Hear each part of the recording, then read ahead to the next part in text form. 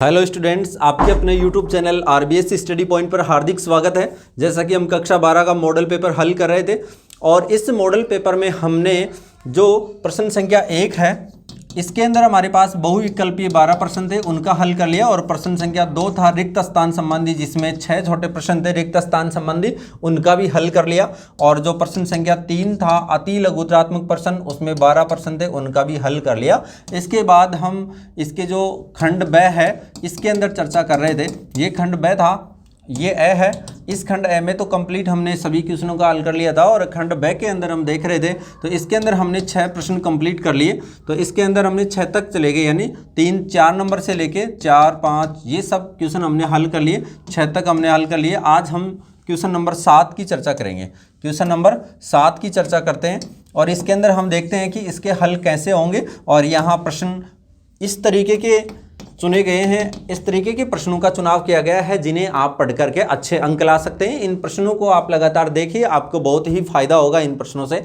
तो अब हम चलते हैं। हमारे पास में एक प्रश्न है स्क्रीन पे कि अवयव ए 2 3 1 4 का सहखंडज ज्ञात कीजिए। यानी ये एक मैट्रिक्स का प्रश्न है और यहाँ हमें सहखंडज पूछा है। सहखंडज का मतलब हमें नहीं समझ में आए तो हम इसको ये भी जान सकते हैं कि सहखंडज को एडजॉइंट ऑफ ए कहते हैं। क्या कहते हैं? एडजॉइंट ऑफ ए कहते हैं। एडजॉइंट ऑफ ए कैसे निकालते हैं? सबसे पहले ए कोई मैट्रिक्स है 2 3 1 4, ये कोई मैट्रिक्स है 2 3 1 4, ये हमें प्रश्न में दी है। सबसे पहले इस प्रश्न का हम कॉन्सेप्ट समझते हैं कि इससे एडजॉइंट ऑफ ए कैसे हम ज्ञात करेंगे। अगर ए बराबर में हमारे पास में a11 a12 a21 a22 एक कोई मैट्रिक्स है, ये 2 क्रॉस 2 की मैट्रिक्स है, यानी इसमें 2 ही रो हैं और 2 ही इसके अंदर कॉलम है। अब इसका हमें एडजॉइंट ऑफ ए निकालना है तो सबसे पहले हम कोफैक्टर मैट्रिक्स ज्ञात करेंगे।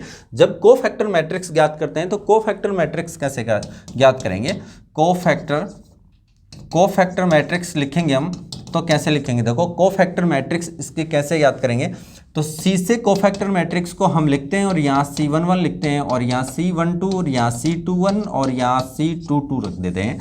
ये C11 कैसे ज्ञात करेंगे हम? तो C11 के लिए हम समझते हैं, देखो अगर C11 हमें ज्ञात करना है तो -i की पावर 1 + 1, यानी Cij निकालते हैं तो -1 की पावर i + j, और ये C11 एलिमेंट निकालना है इस मैट्रिक्स से।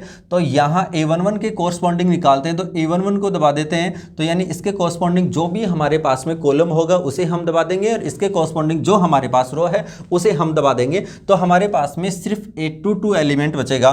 तो जो C11 एलिमेंट होगा ये होगा A22 -1 की पावर +1, और यानी -1 की पावर 2 हो गया, A22 हो गया, यानी ये क्या आ गया? A22 आ गया। -1 की पावर 2 यानी प्लस का 1 हो गया, तो हमारे पास में A22 आ गया। ये C11 की वैल्यू आई है। इसे दूसरे शब्दों में हम समझ सकते हैं कि जब पहला एलिमेंट लेंगे तो उसके पहले हम प्लस का ही चिन्ह लगाएंगे और कोई चिन्ह नहीं लगाएंगे। अगर पहला एलिमेंट हम प्लस का ले रहे हैं तो उसके बाद अल्टरनेट क्रम में हम प्लस माइनस का चिन्ह यूज कर सकते हैं। तो अब हम यहाँ देख सकते हैं कि C12 एलिमेंट निकालना है ये, तो -1 की पावर 1 + 2 लिख सकते हैं। तो यहाँ हम देख सकते हैं कि A12 के कोरस्पॉन्डिंग इस कॉलम को दबाएंगे और इस रो को दबाएंगे तो हमारे पास में A21 एलिमेंट बचेगा। क्या बचेगा? A21 एलिमेंट बचेगा। तो यहाँ हम क्या लिख सकते हैं? -1 की पावर 1 + 2 है, यानी -1 की पावर 3 हुआ, यानी माइनस बाहर आ गया तो A21 हो गया, तो माइनस का A21 आ जाएगा, माइनस का A21 आ जाएगा। तो मैंने यही बताया था कि यहाँ हमने प्लस का चिन्ह लिया था तो यहाँ माइनस का लेंगे, अगर यहाँ प्लस का लिया था तो यहाँ पर भी माइनस का लेंगे। इसके बाद कैसे भी जाइए, आप इधर से आइए चाहे इधर से जाइए, आपको प्लस का चिन्ह ही लेना होगा। अब हम चलते हैं C21 पे चलते हैं। C21 यही है, -1 की पावर 1 + 2, और अगर इसके कोरस्पॉन्डिंग A21 के कोरस्पॉन्डिंग हम इसे दबाते हैं तो ये कॉलम और ये रो दबाएंगे तो A12 हमारे पास में बच जाएगा। क्या बच जाएगा? A12। तो यहाँ -A12 आ जाएगा।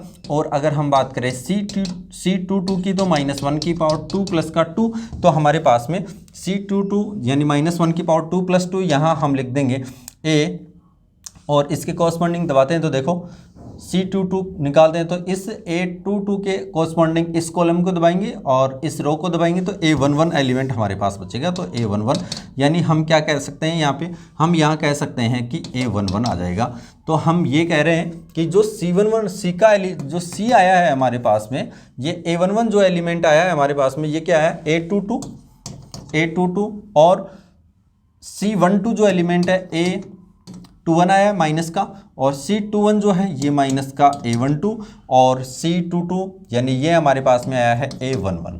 यही एलिमेंट आए हमारे पास में। अगर हमें एडजॉइंट ऑफ ए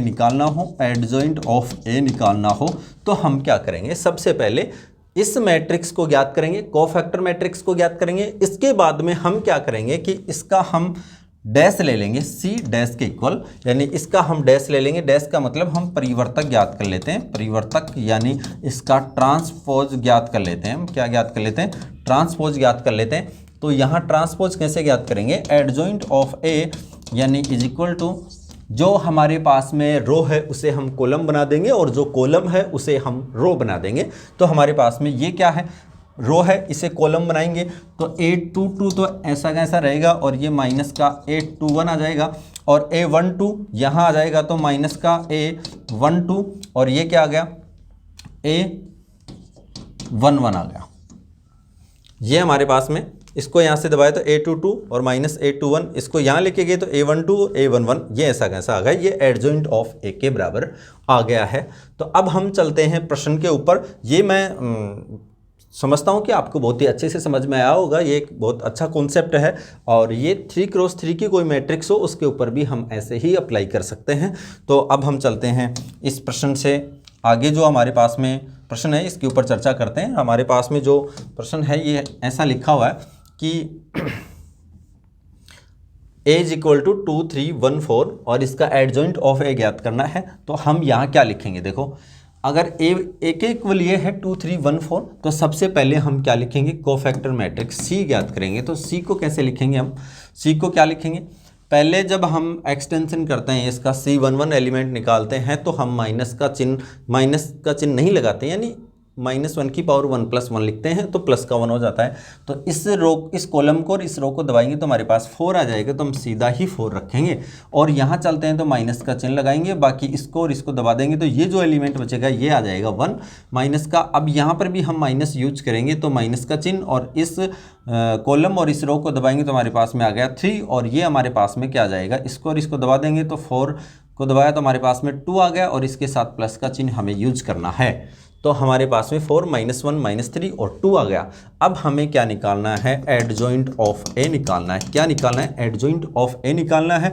तो हम इस C का डैश निकाल देते हैं, यानी परिवर्तक निकाल देते हैं। तो एडजॉइंट ऑफ ए क्या आएगा हमारे पास में, जो हम देखते हैं यहाँ, देखो हमारे पास में क्या आएगा, इसका डैश निकाल दें तो 4 यहाँ ऐसा कैसा आ जाएगा, और ये माइनस का 1 आ जाएगा, ये 4 यहाँ, और ये -1 यहाँ, और ये माइनस का 3 यहाँ, और ये 2 यहाँ। ये हमारे पास में जो आया है ये क्या आया है, एडजॉइंट ऑफ ए आया, यानी जो सेकंडज हमसे पूछा था वह ये आया है 4 -3 माइनस का 1 और 2। तो मैं आशा करता हूँ कि ये प्रश्न बहुत ही अच्छे से समझ में आया होगा आपको। और अब हम चलते हैं अगले प्रश्न पर, और जो अगला प्रश्न है वो क्या होगा, आप पढ़ाई पर इस समय पूरा फोकस रखें और आप पढ़कर के अच्छे अंक ले आएँ। आपका भविष्य निर्माण आपके हाथों में है, भविष्य से कोई दूसरा निर्माण नहीं करता है, खुद का फ्यूचर खुद के हाथों में होता है। खुद जैसा आप चाहते हैं वैसा अपना फ्यूचर बना सकते हैं। आप अच्छी मेहनत करिए, आपको अच्छे अंक मिलेंगे और आप अच्छे अपने जीवन को सुधार पाएंगे, अच्छे तरीके से जीवन जी पाएंगे। तो अब हम देख पाते हैं कि प्रश्न नंबर 8 है, और जो इंसान समय रहते समझ जाए वो ज़िंदगी में कुछ अच्छा कर सकता है। पछतावा करने से बाद में कुछ नहीं होता। तो समय की आप अहमियत समझिए, समय की कीमत समझिए कि समय हमारे लिए कैसे उपयोगी है। अब हम चलते हैं हमारे अगले प्रश्न पर। यदि फलन यहाँ f(x) है, f(x) बराबर x की पावर 5 sin 1/x, और इसके बाद में लिखा हुआ है कि ये ऊपर वाला जो फलन है, ये देखो ये यहाँ ये नहीं है, ये जो है यहाँ ये नहीं होगा, यहाँ जो ये है ये नहीं होगा। यहाँ पे जो है x की पावर 5 और साइन के आगे है 1/x है, और इसके बाद में है ये कब है, ये है x नॉट इक्वल टू 0 हो तब, और दूसरा फंक्शन है k, ये कब होगा जब x इज इक्वल टू 0 हो। x बराबर 0 पर संतत हो तो k का मान ज्ञात कीजिए। तो मेरा पहले भी आपको बताया हुआ था, किसी फलन के संतत होने की शर्त, किसी फलन के संतत होने की क्या शर्त होता है, फलन के संतत होने की शर्त, संतत होने की शर्त, किसी फलन के संतत होने की क्या शर्त होती है, किसी फलन के संतत होने की क्या शर्त होती है। सबसे पहले हम LHL ज्ञात करते हैं, यानी लेफ्ट हैंड लिमिट ज्ञात करते हैं, और फिर क्या ज्ञात करते हैं, RHL ज्ञात करते हैं, और फिर हम क्या करते हैं, दिए गए बिंदु पर फलन का मान, दिए गए बिंदु पर फलन का मान, दिए गए बिंदु पर फलन का मान, दिए गए बिंदु पर फलन का मान। अगर फलन के संतत होने की शर्त की हम चर्चा करें तो हमारे पास में आएगा LHL यानी लेफ्ट हैंड लिमिट, RHL यानी राइट हैंड लिमिट, और दिए गए बिंदु पर फलन का मान। अगर ये तीनों मान बराबर हो तो जो भी फलन हो वो क्या होगा, उस बिंदु पर संतत होगा। क्या होगा, संतत होगा। तो ये कंडीशन हमें ध्यान में रखनी है। अब हम यहाँ वही चर्चा करते हैं, यदि फलन f(x) बराबर x की power 5 sin 1/x, x not equal to 0 और x इज इक्वल टू 0, तो k है तो x बराबर 0 पर संतत हो तो k का मान लिखिए। तो इसके लिए हम चलते हैं, सबसे पहले हम क्या निकालेंगे, LHL निकालेंगे यानी लेफ्ट हैंड लिमिट निकालेंगे, और RHL यानी राइट हैंड लिमिट यानी दाईं सीमा निकालेंगे और बाईं सीमा निकालेंगे, और इनको बराबर कर देंगे हम, और x बराबर 0 पर जो मान है k, इसको भी बराबर कर देंगे और हम k का मान ज्ञात कर लेंगे। तो इसके लिए हम चलते हैं यहाँ, सबसे पहले हम RHL ज्ञात करते हैं। क्या ज्ञात करते हैं, RHL ज्ञात करते हैं। तो RHL ज्ञात करते हैं तो उसके पहले हम लिख देते हैं x बराबर 0 पर सातत्यता पर विचार करते हैं हम।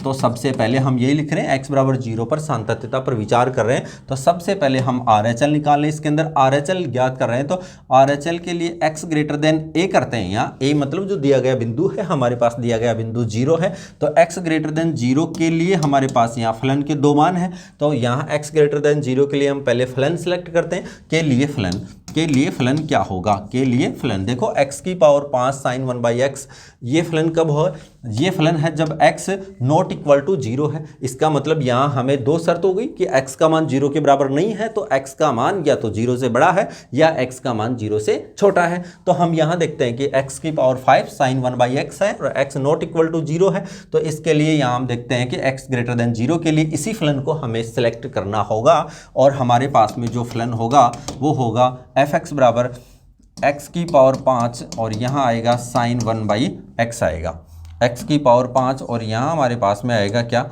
sin 1/x आएगा। तो अब हम चलते हैं, इसके अंदर लिमिट निकालते हैं।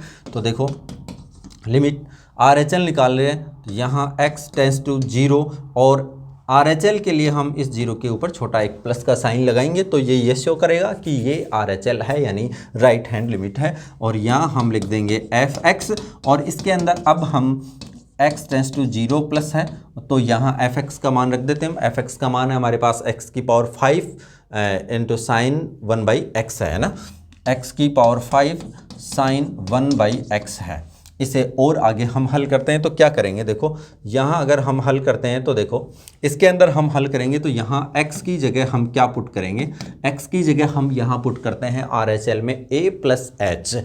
क्या पुट करते हैं, a प्लस एच। a क्या होता है, जो दिया गया बिंदु है, a प्लस एच यानी राइट साइड में हम जाएंगे तो हमें राइट हैंड लिमिट मिलेगी। तो a प्लस एच यानी a का मान हमारे पास 0 है, तो 0 प्लस एच, और h इतना ही जाते हैं जो टेंड्स टू 0 होता है।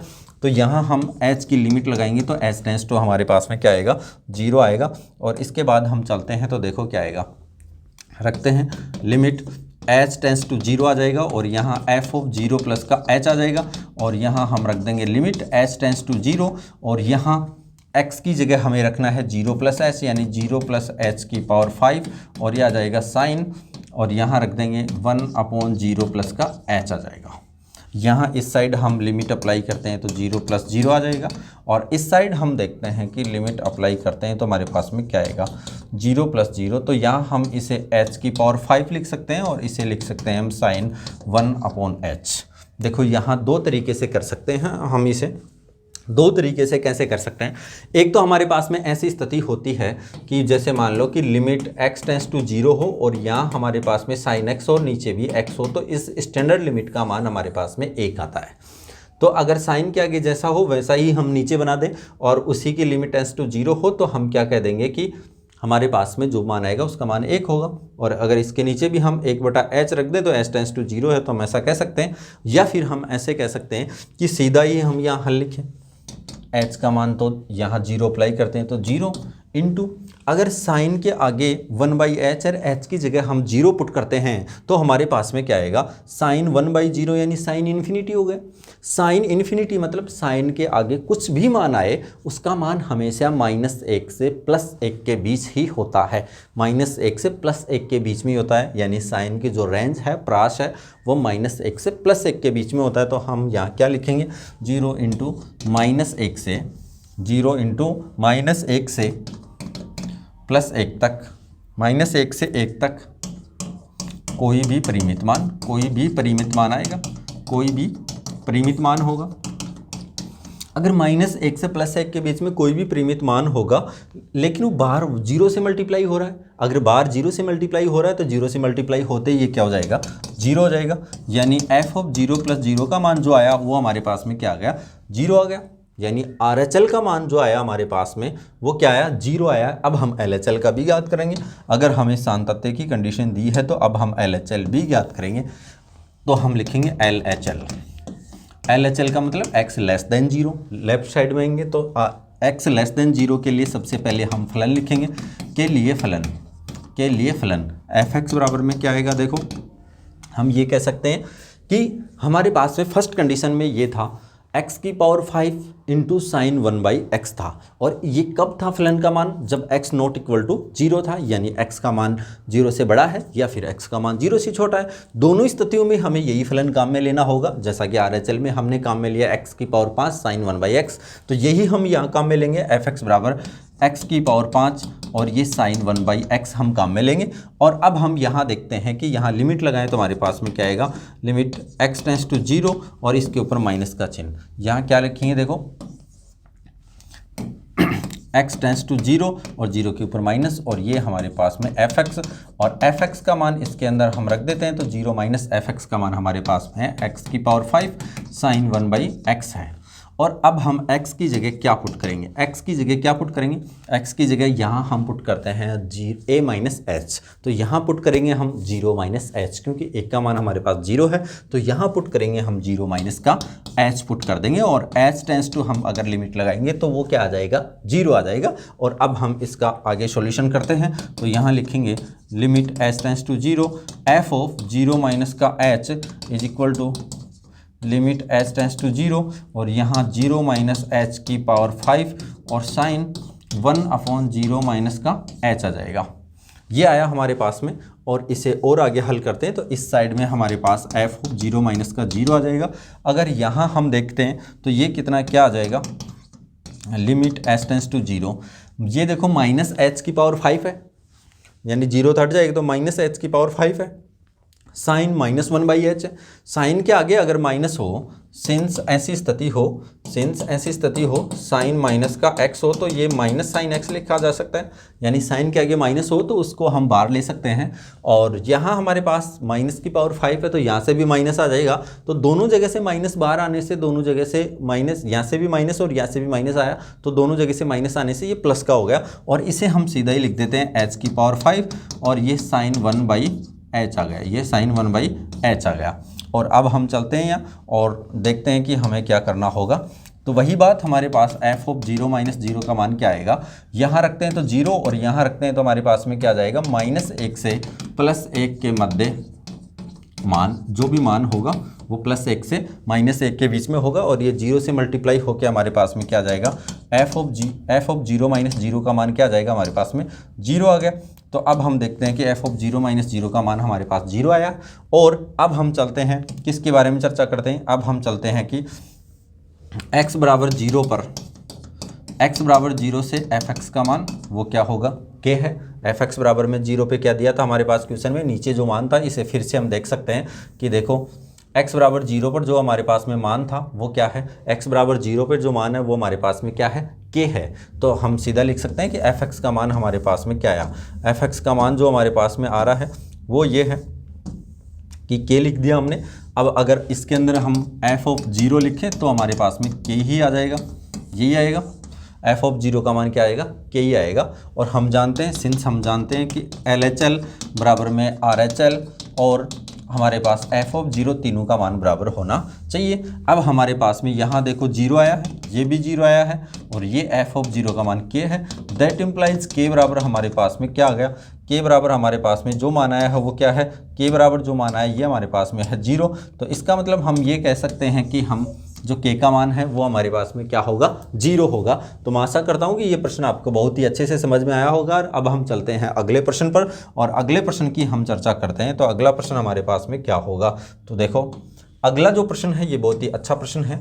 इसने कहा है कि वक्र y is equal to x-2 और बटा में है x-2 और ये इस स्थिति में संभव है जब x का मान क्या है, जब x का मान क्या है, जब x का मान 2 नहीं है, जब x का मान 2 नहीं है कि x बराबर 10 पर स्पर्श रेखा की प्रवणता ज्ञात कीजिए। ये कोई वक्र है, स्पर्श रेखा की प्रवणता हमें ज्ञात करनी है। प्रवणता को हम tan से भी लिखते हैं, टेंजेंट से भी लिखते हैं, यानी tan थीटा से भी लिखते हैं, dy/dx से भी लिखते हैं। तो हमारे पास यहाँ फलन दिया है y बराबर x-1 बटा x-2। इसका हम अगर अवकलन करें x के रेस्पेक्ट में तो हमें dy/dx मिल जाता है। और अगर इस वक्र की प्रवणता देखें तो प्रवणता इस स्पर्श रेखा पर, स्पर्श रेखा जिस बिंदु पर स्पर्श करेगी उस पर उस स्पर्श रेखा की प्रवणता और इस वक्र की प्रवणता दोनों बराबर होंगी। तो हम क्या लिखेंगे, स्पर्श रेखा की प्रवणता। तो वक्र का हम एक बार अवकलन करेंगे और उसमें x बराबर 10 रख देंगे तो स्पर्श रेखा की क्या आ जाएगी, प्रवणता हमें मिल जाएगी। तो हम क्या लिखेंगे, स्पर्श रेखा की प्रवणता वक्र के स्पर्श रेखा की प्रवणता, स्पर्श रेखा की प्रवणता की हम चर्चा करते हैं। तो हमारे पास में क्या आएगा, तो ये y बराबर में है तो यहाँ हम डायरेक्ट ही dy/dx निकालेंगे। तो यहाँ आ जाएगा dy/dx आ गया।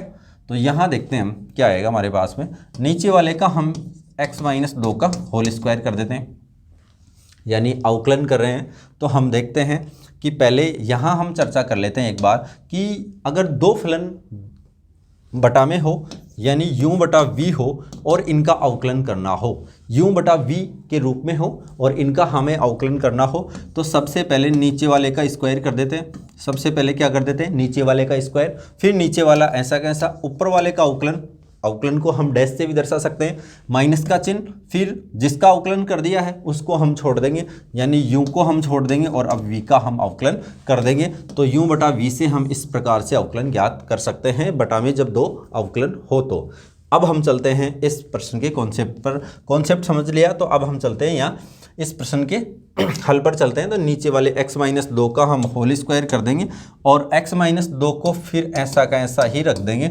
और ऊपर वाले का अवकलन करेंगे तो हमारे पास में 1 आ जाएगा।